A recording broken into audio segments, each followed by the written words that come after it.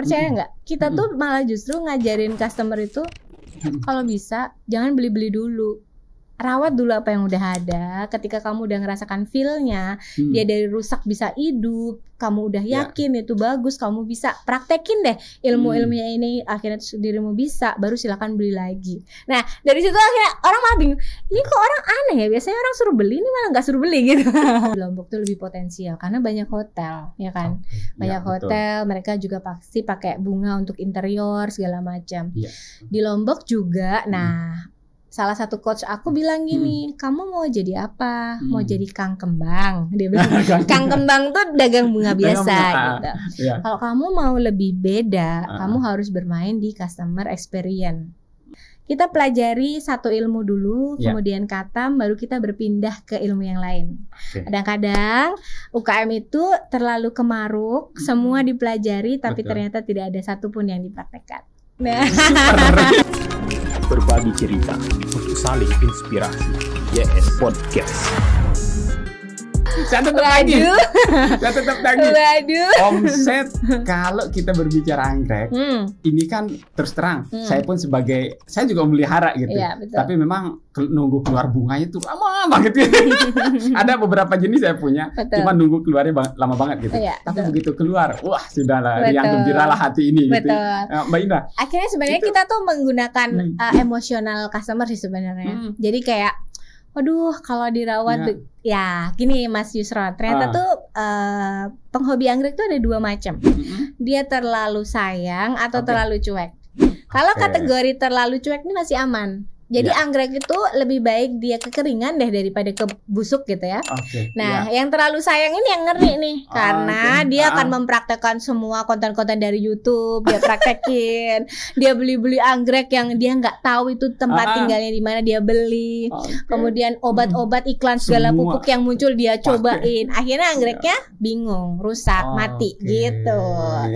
Nah, dari situlah akhirnya kita bermain perasaan kan, mainin emosional mereka. Gitu. Waduh ini sedih banget nih kalau kayak gini patah. Solusinya apa ya? Konten lagi kan. Akhirnya itu dia. Akhirnya kita jadi kayak justru ya Mas Yusron, percaya nggak? Kita tuh malah justru ngajarin customer itu kalau bisa jangan beli-beli dulu. Rawat dulu apa yang udah ada. Ketika kamu udah ngerasakan feel-nya, dia dari rusak bisa hidup, kamu udah yakin itu bagus, kamu bisa praktekin deh ilmu-ilmunya ini, akhirnya dirimu bisa, baru silakan beli lagi. Nah, dari situ akhirnya orang malah bingung, ini kok orang aneh ya, biasanya orang suruh beli, ini malah nggak suruh beli gitu. gitu. Ya karena kita akhirnya kita balik menyadari bahwa ini makhluknya Allah loh gitu. Kita beli anggrek itu karena kita ngambil amanah, ngambil tanggung jawab untuk memelihara dia, menyayangi dia. Kita mungkin punya uang banyak, bisa jadi gak berseri gitu ya. Uangnya mau dipakai apa, beli betul. Tapi ternyata ketika kita ngerasain amanahnya, tanggung jawabnya, memeliharanya dengan sepenuh hati, kita sehat, pikiran kita fresh dan lainnya. Aku masuk di situ sih gitu. Wow. Ini luar biasa ini. Jadi dari mencoba-coba, mencoba melanjutkan hobi suami ini rupanya. Betul. Nah, Nah, ini lagi ya. Kita ini kan suami istri. Satu perusahaan dua kepala dong, ya kan. Awalnya ya wak gitu awalnya. Seru. Tapi pada akhirnya saya tadinya kan juga pasti sedih gitu ya. Akhirnya nanya ke mentor, ke coach kayak gitu-gitu. Coba dipisah. Suami bagian produksi, kamu bagian manajemen. Adem loh gitu. Ada. Jadi punya tanggung jawab masing-masing ya. Jadi ketika ada operasional dan segala macam, ya suami udah menyerahkan ke saya. Tapi ketika ada produksi, ada yang rusak gini-gini, nggak gagal panen apa segala macam, ya gitu. Akhirnya kita disitulah kompaknya gitu. Nah, kalau UKM yang lain kan gitu, kadang-kadang sebagai perempuan UKM kadang-kadang tidak disupport sama suaminya gitu. Ngapain aja sih, capek ya, dapat untung berapa, biasanya kayak gitu tuh. Anaknya belum dikasih makan, kayak gitu sih biasanya. Menarik ini. Memang itu keluhan-keluhan yang sering terjadi Mbak Indah. Tapi ini menurut saya bisnis couple, pasangan suami istri yang sangat romantis. Hasilnya adalah berbunga-bunga. Berbunga-bunga secara bunga fisiknya dan ternyata bisnisnya. Oke, Mbak Indah, dari pengalaman selama ini, Mbak Indah menggeluti bisnis seperti ini, kemungkinan Mbak Indah, kemungkinan orang untuk meniru, takut nggak sebetulnya? Atau ada kompetitor nih, tiba-tiba dari anak buah yang saya ajarin, tiba-tiba menjadi besar. Ada kekhawatiran nggak Mbak Indah? Hal seperti itu wajar, sangat wajar. Manusia biasa, aku juga pasti ada yang ngalamin yang kayak gitu, ketakutan dan lainnya. Makin lama kita makin belajar. Awalnya tuh kita pasti digemper dulu dong. Customer kita, muncul dia jadi pedagang juga. Waduh, bersaing sama kita juga. Kemarin misalnya dia belajar sama kita, sekarang jadi rivalnya kita gitu ya. Tapi ternyata Mas Yusron, ketika kita bisnis makin besar, jeleknya ini bedanya ya setelah aku temukan. Pada saat bisnis kita masih kecil, kita sibuk sama kompetitor. Kan kita nyari tahu, kita cari inspirasi. Orang-orang tuh kontennya apa ya, dia jualan apa ya, sibuk aja sama kompetitor. Ternyata setelah bisnisnya besar, kita tuh cukup bermain di dalam sendiri. Jadi ngelola database. Customermu tuh sukanya belinya apa sih? Anggrek bulan. Berapa laku dalam 1 bulan? Kesukaannya apa? Warna cerah, warna terang, kayak gitu. Terus berapa bulan sekali dia beli anggrek bulan? Apakah setiap gajian kah? Setiap puasa begini kah? Atau setiap lebaran aja misalnya kayak gitu. Nah, itu yang kita kelola. Jadi sekarang fokusnya udah nggak ke kompetitor lagi. Aduh, itu terlalu receh. Mainnya ke dalam sekarang. Jadi mainnya ke dalam database kita kelola. Jadi ya udah, maunya customer apa? Bu, dia minta diskon, Bu. Kalau beli 10 diskon 5%. Oh ya udah, kalau memang itu harganya masuk, kasih aja, promoin. Tapi jangan tiap hari, nanti mereka ketagihan misalnya kayak gitu. Jadi akhirnya bermainnya di situ. Ngatur ritme pada akhirnya. Ya betul. Akhirnya ngatur ritme. Ngatur ritme karena ini kenali customer kita siapa, mereka keluhannya apa, kita hadir di situ gitu. Sangat luar biasa ternyata. Jadi kita tidak berbicara hanya anggrek, tapi kita berbicara bagaimana media sosial. Mbak Indah, media sosial saya lihat YouTube-nya udah monet sepertinya itu. Udah monet apa kayaknya belum? Belum ya? Belum ada. Subscriber udah 3 ribuan ya? Ya, tapi belum monet. Ini tinggal jam tayang. Ini karena YouTuber juga.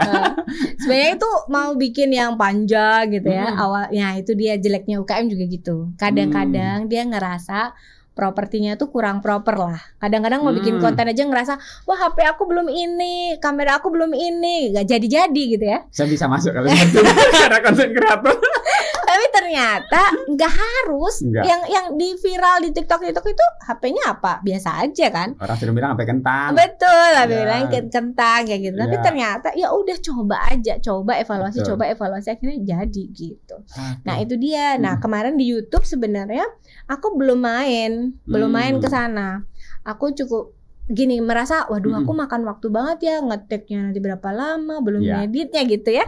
Tapi ternyata ya udahlah, sekali bikin sebar aja dulu, jaring dulu, ternyata kok orang malah subscribe gitu.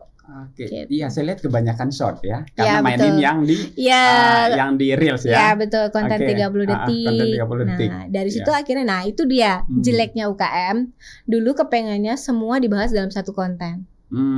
Setelah kita jadi konten kreator, enggak, dibagi aja. Kita ngomongin bunga kuncup rusak gitu ya, dibagi. Nyiramnya jam segini ya, satu konten. Pupuknya pakai ini ya, satu konten. Inseknya pakai ini ya, satu konten gitu. Akhirnya jadi paham. Ya, betul, itulah konten kreator. Tapi ada kecenderungan sekarang Mbak Indah, orang itu kayak mencari healingnya itu kayak di smartphone ya. Iya betul. Jadi mencari hiburan itu di sana. Jadi sebetulnya konten Mbak Indah, konten bunga ini kan sangat luar biasa. Iya betul. Dan penontonnya akan banyak orang luar loh. Iya betul. Jadi kadang-kadang ada yang ngebalesin komen pakai bahasa Rusia apa segala macam. Aku nggak ngerti, aku diemin aja. Yang kayak gitulah. Banyak makin luas memang. Ternyata menarik, sangat luar biasa Mbak Indah. Menggeluti bidang bisnis yang menurut saya bisnisnya nggak biasa. Nggak biasa. Dan terbesar. Amin. Sampai saat ini saya melihat ya Lombok Orchid yang terbesar yang ada di Mataram, yang ada di Lombok. Mbak Indah, ke depan mau dikembangkan seperti apa lagi Lombok Orchid ini?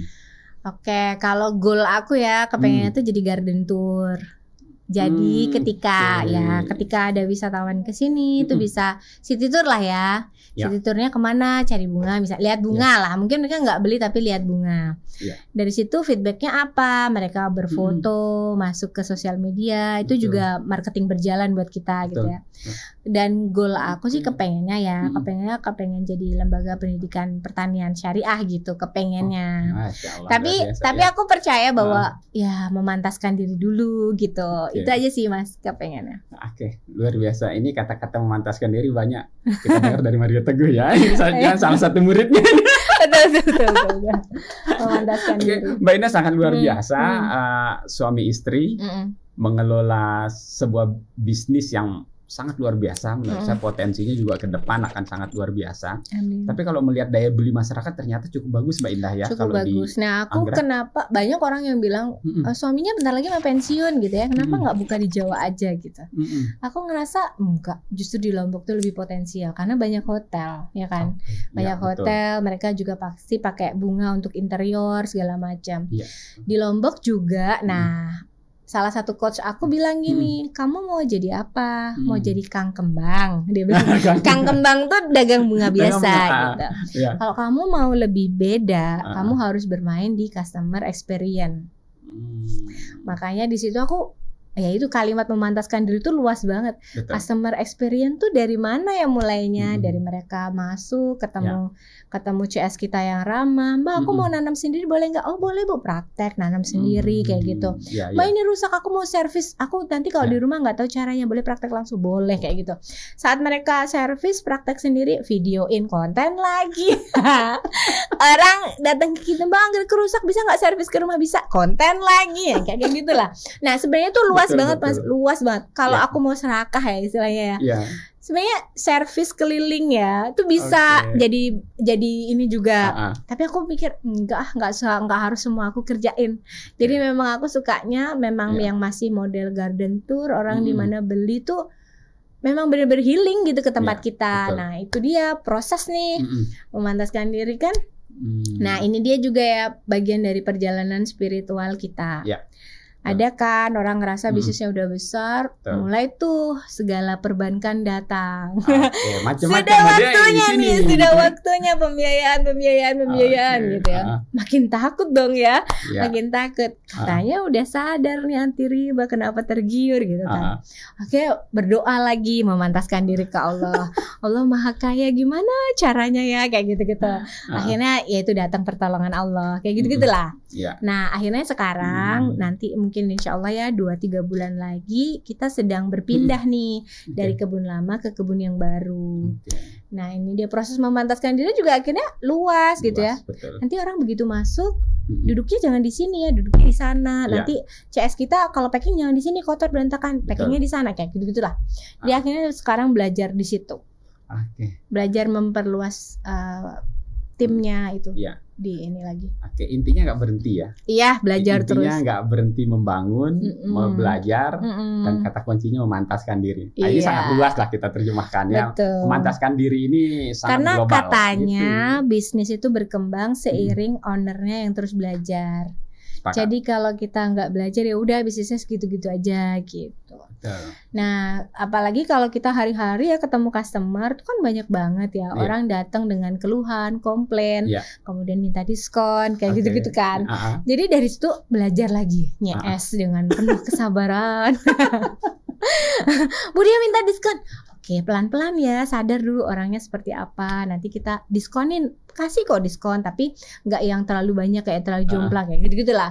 Itu dikemas lagi dengan bahasa-bahasa yang lebih halus lagi. Nah, aku ngajarin admin ya Mas, biar nggak berkali-kali ngajarin itu jadi template. Jadi kata-katanya dia itu memang udah aku susun ya.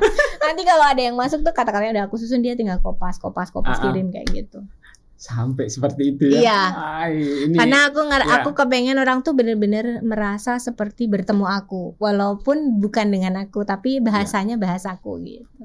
Wow, membangun itu sangat luar biasa, Mbak Ina, karena ini sangat kompleks. Membangun tidak dengan 1-2 orang, akan banyak yang terlibat kan. Betul. Sampai dengan hari ini aku sama suami tuh masih sibuk juga dengan grup WA.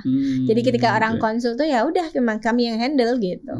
Karena dari situlah mereka meletakkan kepercayaannya hingga akhirnya mereka juga akhirnya membantu mempromosikan kita gitu. Ada orang nanya itu belinya di mana, mereka dengan senang hati jawab di Lombok Orchid. Aku belajar kayak gini, bisa belajar kayak gitu dari Lombok Orchid kayak gitu. Kadang-kadang kita nggak minta tapi ternyata mereka justru up di sosial media mereka gitu. Sales paling brilian memang seperti itu. Kalau kampus salesnya alumninya. Tapi kalau ini salesnya ya customernya. Ini akan menjadi sangat luar biasa dan akan menjadi kekuatan ke depan. Ini kan kayak MLM, jadi MLM, jadi satu bercerita, puas lagi akan bercerita menjadi sebuah cerita panjang. Mbak Indah, sangat luar biasa nih sahabat YS Podcast. Jadi berbicara sebuah peluang bisnis yang nggak biasa, ternyata dikelola dengan sangat telaten dan bukan hanya saja bisnisnya fokus ke bisnisnya. Tapi ada yang lain berkembang Mbak Indah. Ini sangat luar biasa Mbak Indah. Semoga banyak menginspirasi Mbak Indah. Amin. Mbak Indah, closing statement terakhir ini untuk sahabat-sahabat semua yang ingin memulai bisnis apa saja. Mungkin ke kamera yang di sini Mbak Indah. Apa ya? Ya intinya satu sinyal selalu yang aku belajar, bisnis itu berkembang seiring perkembangan ownernya. Jadi kita jangan pernah berhenti belajar. Evaluasi, dan paling penting, bagian terpenting dari ilmu adalah praktek.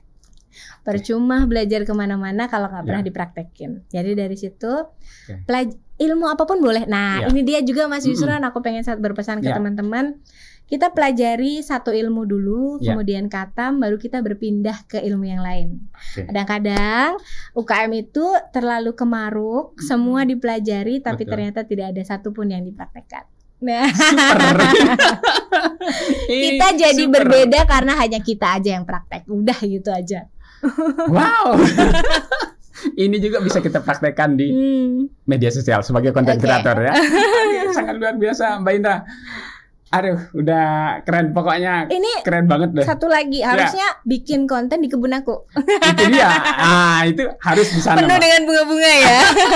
Aduh, saya akan ke sana, Mbak. Siap. Nanti saya akan ke sana. Kalau perlu nanti pas kebun baru ya, mudah-mudahan. Jadi pas launching gitu, mudah-mudahan. Sepakat. Insya Allah kita akan membuat konten yang kita berada di sana. Betul. Oke, siap. Sangat luar biasa. Terima kasih Mbak Indah. Sama-sama Mas Yusron. Ilmu yang sangat luar biasa yang akan saya rasa untuk semua bisnis akan menggunakan satu formula yang sama sebetulnya. Ya, tapi bagaimana seperti tadi Mbak Indah sering katakan ya, ilmu ya jangan kemaruk ya.